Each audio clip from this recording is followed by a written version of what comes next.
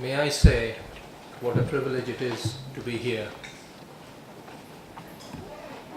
Talking about robotic surgery in the VUI Detroit truly makes me feel like a blind man. So the story of the blind man goes like this. The blind man knocks on the door, and inside the door is a nun in the bath. So she says, "Who is it at the door?" "I'm in the bath."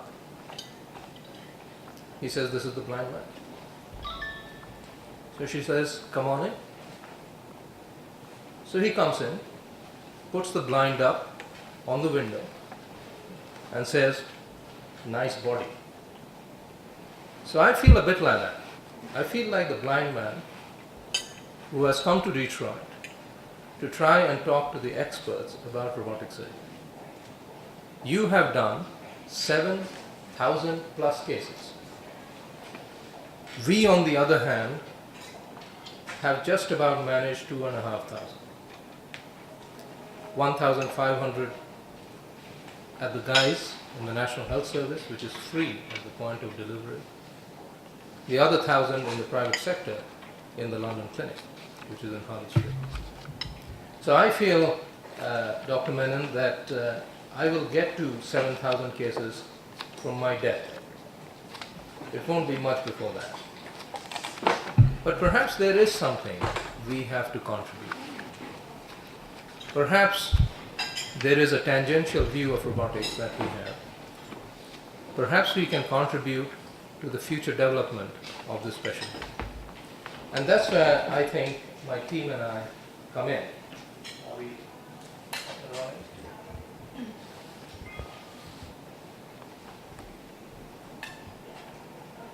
If the machine was this slow, by this time your chief would be screaming at you. Thanks, Kushit. Forward health system laptop. Well, you can see our commitment to the entire technology of robotics because Khurshid Ghani, who we are extremely proud of, was supported by the Urology Foundation. He is the first such collaborator between UK and the VUI, and I think it's a true privilege that Khurshid is here and doing so well. So thank you for looking after our boy. It's really nice of you. So I happen to be in a rather old institution, and that's 350 years old. It's it was a philanthropic institution built by a great man who actually is buried in that quadrangle. It's a grade 1 listed building, so if you came to Guy's, you would still smell the mustiness of pre-Victorian London, because that's how it is. Beside it, of course, is the tallest building in Europe. It's a glass powerhouse called the Shard, and Guy's Tower, which is the modern part of Guy's, is about half the size of the Shard. So it is an absolute place of beauty.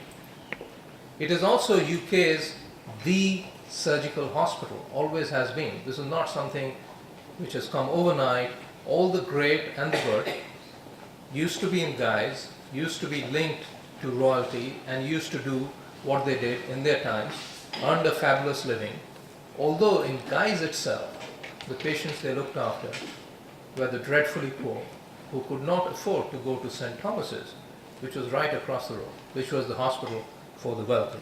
The other issue about Guy's is its very close link to Leonardo da Vinci. And I had the great privilege of meeting Carlo Pedretti, who is the most accomplished Leonardo scholar that exists. Carlo spends half his time in the United States and the other half of his time in Vinci, which is just a little town outside Florence. And he told me that we had some of Leonardo's best works. I didn't know this. So I went into the Gordon Museum and was amazed to see his first drawings of a robot. Indeed, within our building, where it has been carefully preserved and part of the Royal Collection. But Guy's is also famous for this man. This is John Wickham, undoubtedly the first robotic surgeon ever.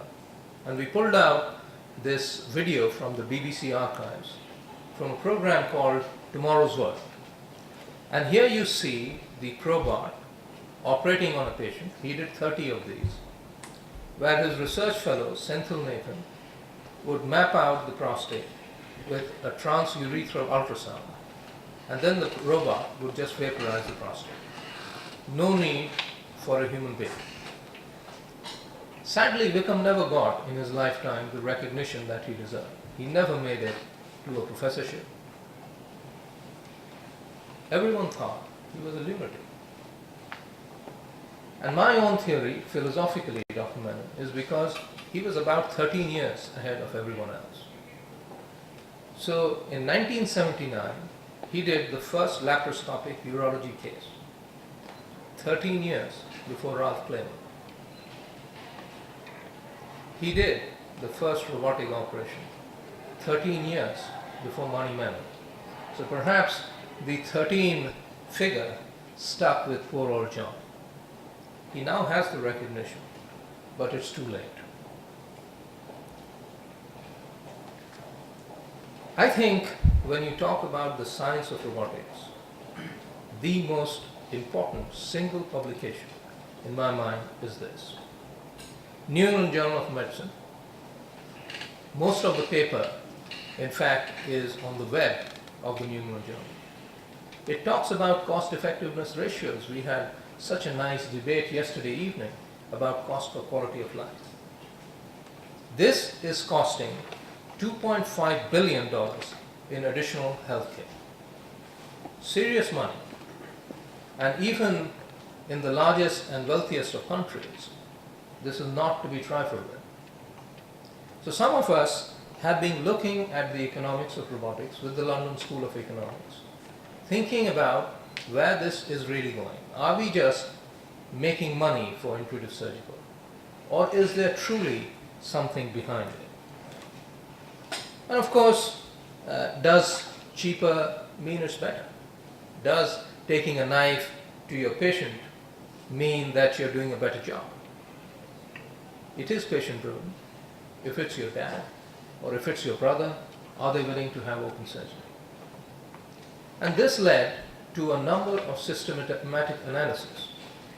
First, the ICER review, which looked at robotics, saying if you shorten the hospital stay, it is enough.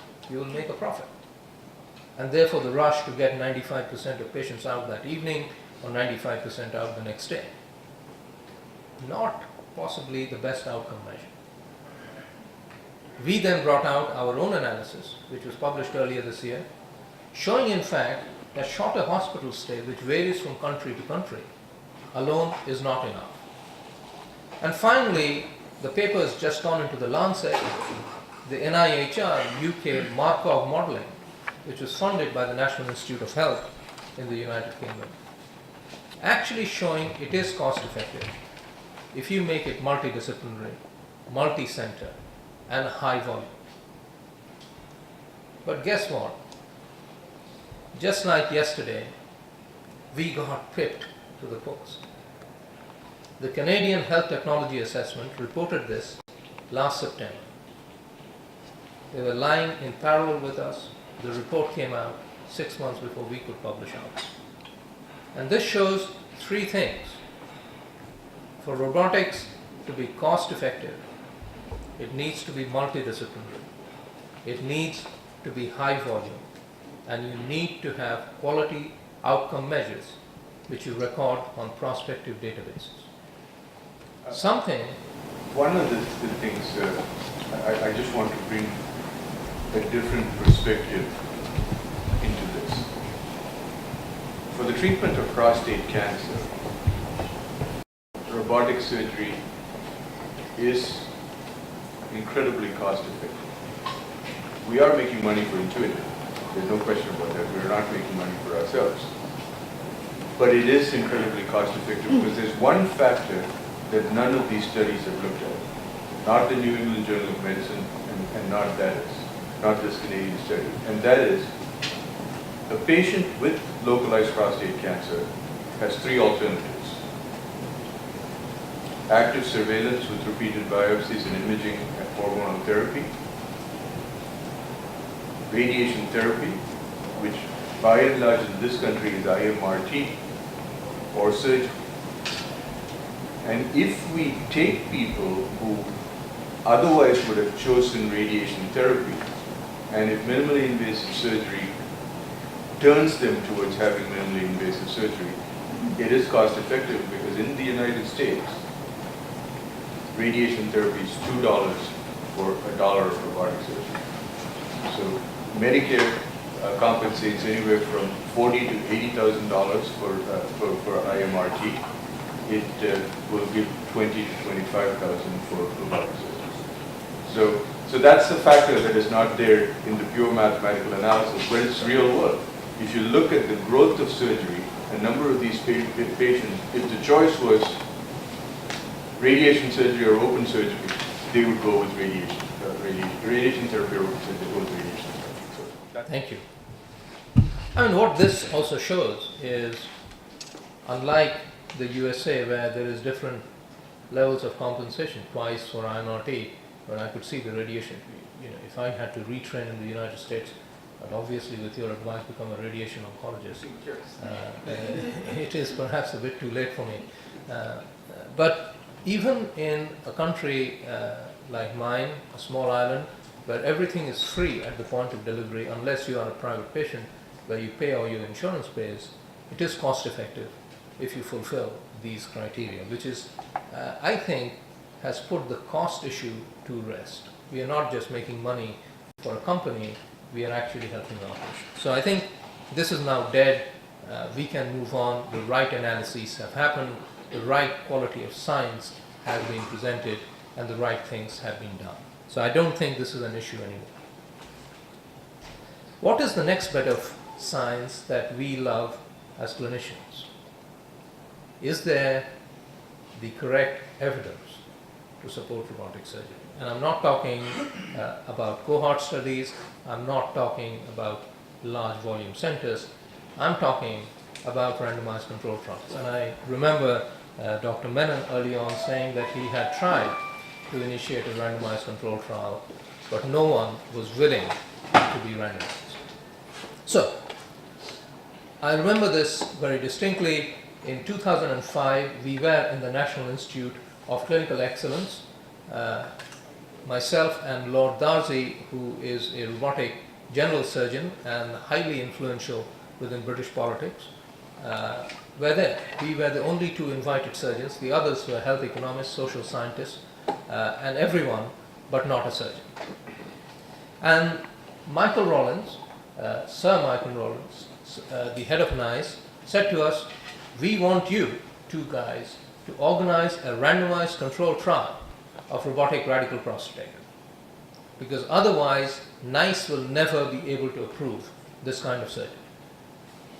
So what did we do? We went to the Medical Research Council, which is the most influential funding body in the United Kingdom, and guess what? They wouldn't fund it.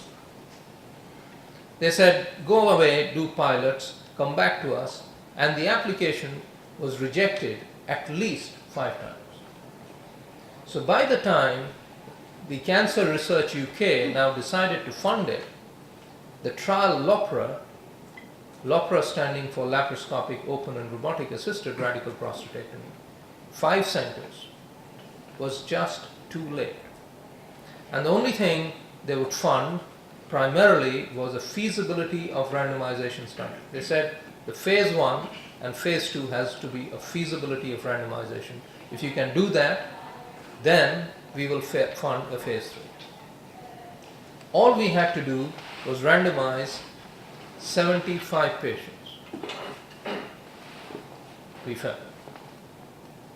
We could randomize 30 in 2 years, and the study has now gone into a qualitative assessment, i.e. the patients who were not willing to be randomized, they are being interviewed as to why they were not willing to be randomized. Even if someone like me took equipoise as I did, and all the conversations were videotaped so that I couldn't be telling them, look, robotics is much better, I'm a robotic surgeon, have robotics, but you know what, there is this trial running in the background. Would be nice if you participate. Nope. I said, I do not know. We really do not know. We'd love you to accept randomization. Even with that equipoise, we failed to randomize patients. In fact, they looked at me and other people like me in disbelief. The second thing that happened was Tim Christmas, my colleague at the Royal Marsden, died while this trial was ongoing. So we lost one of the major arms at the Marsden of running the trial. So LOPRA, unfortunately, is dead, despite us trying very hard to kick it off the ground. In parallel with LOPRA, something else happened. Khurshid Guru, one of the residents of this institution, now in Russell Park, decided, along with Jim Peabody, to get us all together, and these are a number of academic institutions, 4 in Europe, majority in the United States, to form the International Robotic Cystectomy Consortium. And although the initial data was all retrospective, I think the data collection is now prospective, and it has the opportunity to become metadata. So in the long term, I think people can interrogate this data on, say, the BJUI website in real time. It's not hidden. It is not median and means. This will be the ultimate form of data capture that you can interrogate and look at without any doubts. The discussions about poor quality can be eventually put to rest. And from this, I think, came the next study, which was discussed yesterday, the randomized control trial from Raj Pruthi's group, looking at open versus robotic assisted radical cystectomy. So I think while in prostatectomy we have large cohort studies and failed to do a randomized trial, perhaps we have done better in cystectomy. And in cystectomy, we have managed to fully recruit to the CORAL study. 75% of patients, 3 in 4, agreed to be part of a randomized control trial where we said to them, we do not know whether open, robotic or laparoscopic radical cystectomy is better. The primary outcome measure for this is the composite Clavillon complication rate. Everything else is a secondary outcome measure. As I told you yesterday, cystectomy is a morbid operation. For those who survive beyond 5 years, if you follow them up for long enough, 90% will have some or the other form of complication. This has just finished recruiting. And I can tell you early on that the difference between laparoscopic and robotic in this trial, early on, we don't have long-term follow-up, is minimal. Oncologically, complication-wise, the difference is minimal. The complication rate, as opposed to open surgery, early on is half. But the two of them, both minimally invasive, do not have much of a difference. That may be entirely because of the surgeons involved. So where is the difference in a long operation such as cystectomy as far as the technology is concerned? This is a quasi-randomized control study which looked at dealing precisely with this question. This is my skeleton. It could be yours. It could be Mani Menon's. And you can actually track the movements of the skeleton and the fatigue it faces as you bridge it over time. So 2 hours, 3 hours, 4 hours, 6 hours. You can have the skeleton standing and doing open surgery, doing laparoscopic surgery, and sitting as it is there, doing robotic surgery. On the bottom left hand, you will see the EMG recordings of that skeleton, again in real time. And what you then get is a measure of fatigue, which is called the Borg score. Look at the graph at the bottom. On the y-axis, the higher the Borg score, the worse is the performance and fatigue of the surgeon. O stands for open, L stands for laparoscopic, and R stands for robotic. You will notice that despite the wide confidence intervals, open and robotic lead to the least fatigue in surgeons. Laparoscopy leads to the greatest fatigue, and with time, the greatest error, although you do not see that in Clevier complication rate. The difference between lap and robotic is perhaps not for the patient as far as cystectomy is concerned, but you overlook the effect it has on the surgeon at your peril. In fact, Peter Remington, who was the surgeon on this trial, tells me that each evening he goes home and has a pantoprazole. I go home each evening and, as you saw, put my bowler hat on and have a good time. That perhaps is the difference. And this is the first trial which shows that difference in surgical performance. You could not measure this in patient difference. We choose to ignore ourselves, thinking we are big balls men at our peril. We are not. We are only human. The future directions of the Da Vinci, as you know, are many.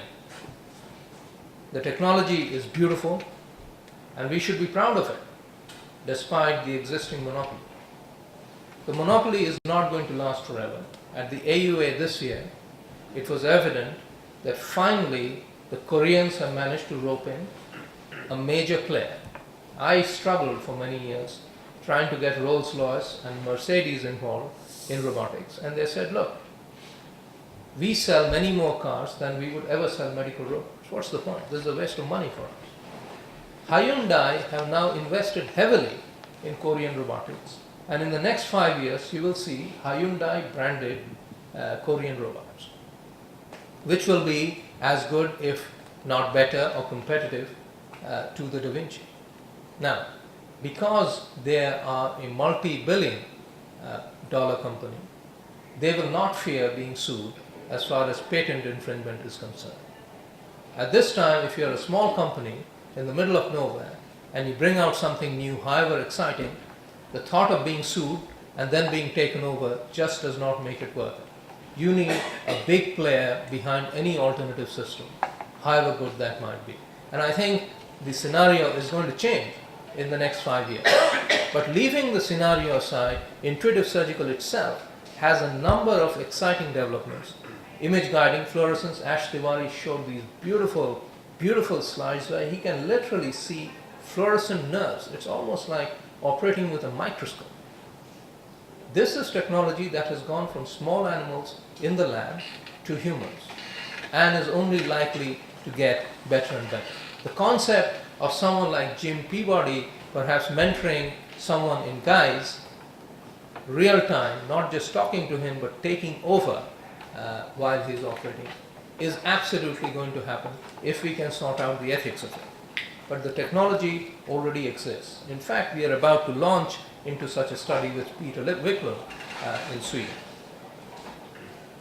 But there are certain things which the Da Vinci lacks, and as I keep talking, it will become evident to you why we as a group have invested in that.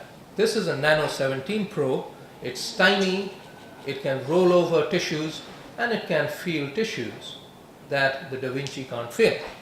And you can say, well, 3D vision has compensated for the lack of touch. I tend to disagree.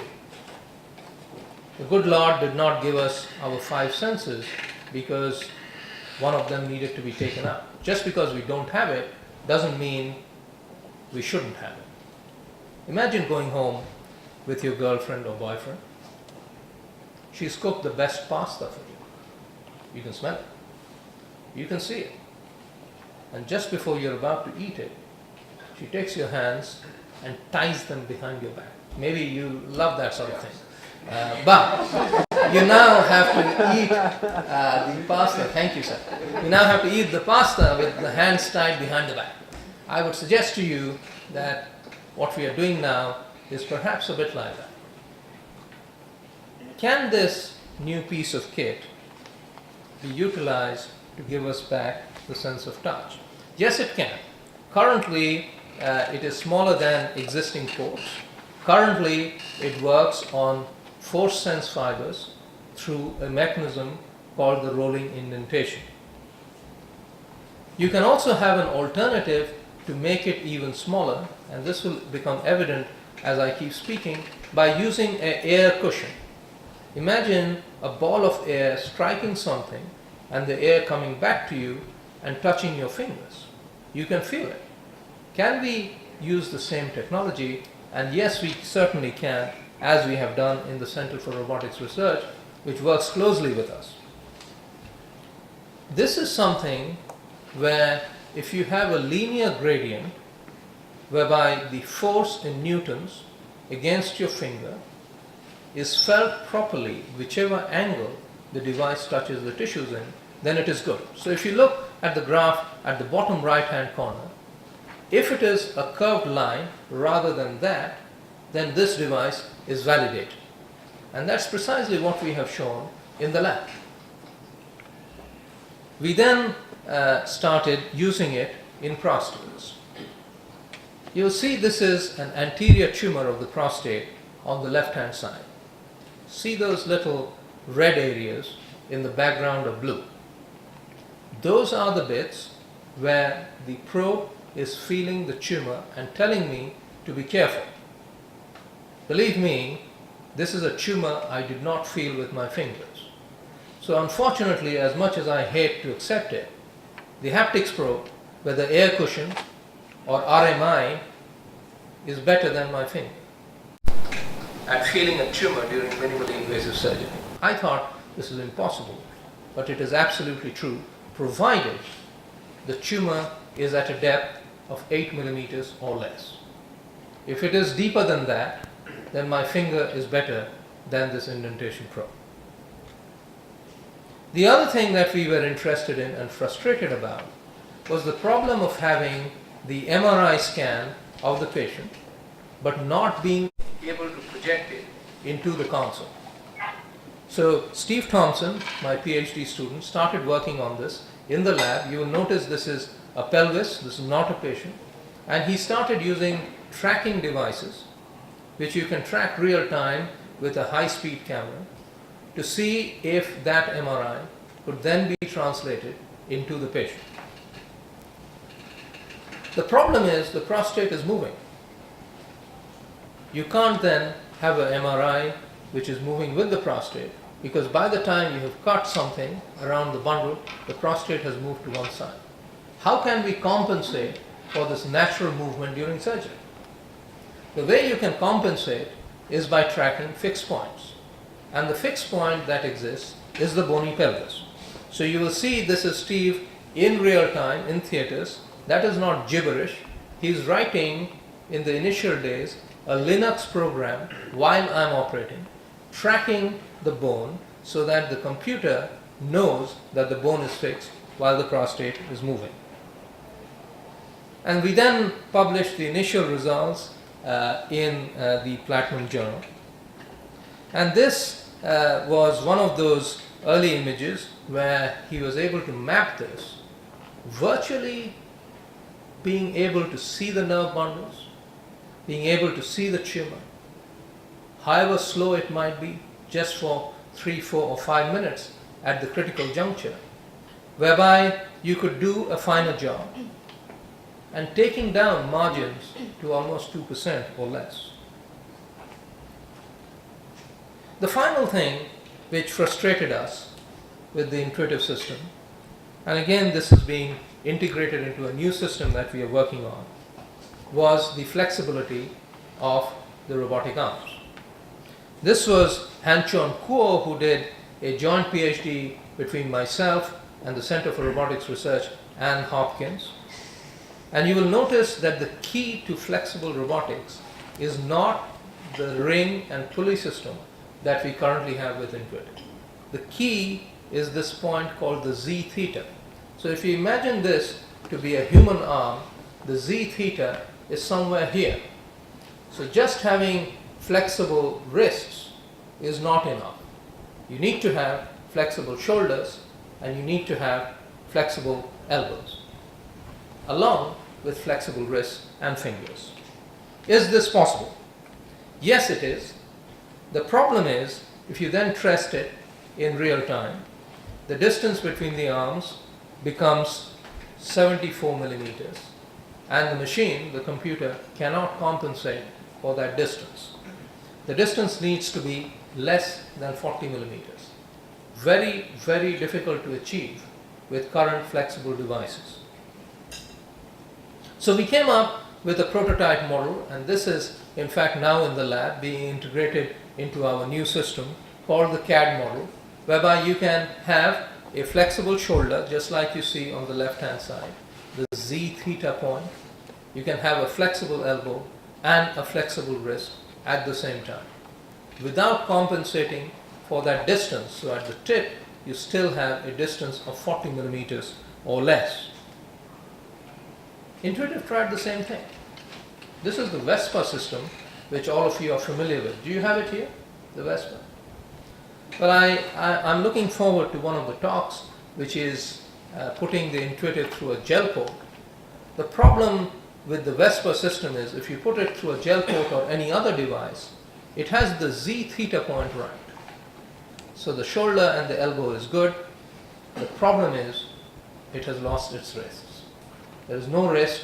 This is going back to doing laparoscopic surgery. So I think the evolution of flexible robotics, which will make it more and more accurate, allow single port surgery, allow access to other parts of the body which are currently difficult, will happen. And again, perhaps we were barking up the wrong tree. This is one of our colleagues from Imperial who have been working with a German system whereby rather than put flexible tools through the same hole, they have said we will make one hole, put a whole load of magnets in. This is different from Jeff Kadedu's mag systems, whereby all the instruments are also flexible and connected by magnets. Again, already tried in a human being, trying to do lap chole after the initial animal experiments, where the camera, the instruments, everything is magnetic control, all put through a single hole, taking out this problem of the Z theta point. This is the unfortunately named stiff flop project. This unfortunately is led by me and Kaspar Althofer, who is my comrade in arms in the Center for Robotics Research. Kaspar is very German, and I kept telling him, Kaspar in England, calling a project in flexible robotics as stiff flop will not go down very well. He wouldn't have any of it. So stiff flop is funded by the EU FP7 to the tune of £8 million. Very unusual for the EU to fund anything like this. And stiff flop has only just kicked off. It is bio-inspired by the octopus. It has medical constraints, so it learns from your movements. It has cognition, so it doesn't make the mistakes that you do once you train it. It has haptics, it has interaction, and it has control of stiffness. So you may say, where is this haptics coming in? The console of the stiff flop project will be a bit like Iron Man. Have you seen Iron Man? The recent movie? Fantastic, isn't it? He just walks in and all these things come off. This exoskeleton. We are not going that far, but the exoskeleton of stiff flop will have sensors on the arms of the surgeon, which will be air mechanical cushions, just like I showed you. So the tips of the instruments will be tiny, but the pressure on the hands of the surgeon will be felt in the exoskeleton. Again, we feel that the most ergonomic position of the surgeon is not this, it is this. And perhaps you can go to sleep operating like this.